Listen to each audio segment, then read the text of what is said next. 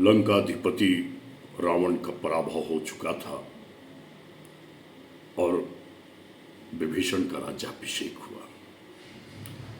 विभीषण अपने परमाराध्य श्री राम के समक्ष उपस्थित हुए और उन्होंने कहा कि कृपया कर प्रभु, मुझे राज्य संचालन का आपने जो दायित्व दिया है उसके कर्तव्य पालन का मुझे निर्देश दीजिए।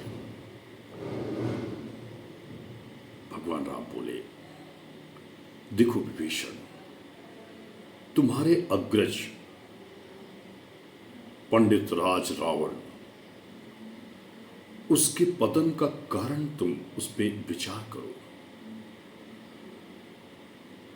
तुम्हारे भाई के पतन का कारण मात्र एक ही था, वह संकीर्ण स्वार्थगत चिंतन में ही संलिप्त रहा। लोलुपता, उसके साथ षष्ठ विकार, काम, क्रोध, मोह, लोभ, मद, मत्सर, इन सभी के आयामों पर ही वो चिंतन किया करता था। मानवीय धर्म के बिल्कुल विपरीत हर वो उपक्रम उसके साथ था। उसने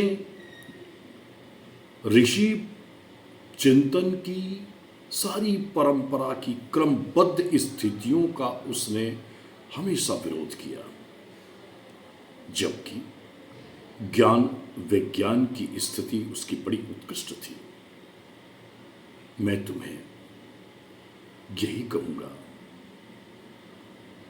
कि विभीषण, तुम अपने बड़े भाई के इन विशेष शोध फलों का उसका संरक्षण करो, उसका विकास करो।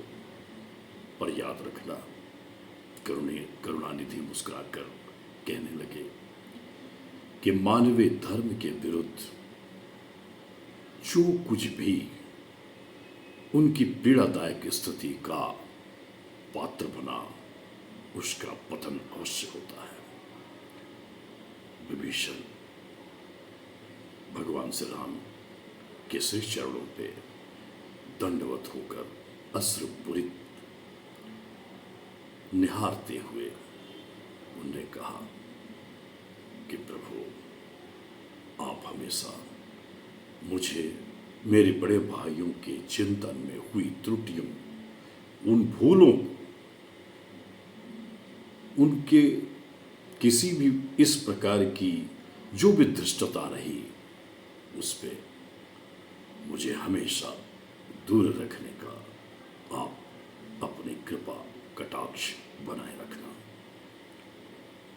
इसलिए समाज के प्रति, अपने धर्म के प्रति इन कर्तव्य निष्ठा का बोध, सतत नेतृत्व क्षमता को होनी चाहिए, जिससे कि हमारा व्यक्तिगत पतन ना हो। फिर मिलेंगे। जय गौरी।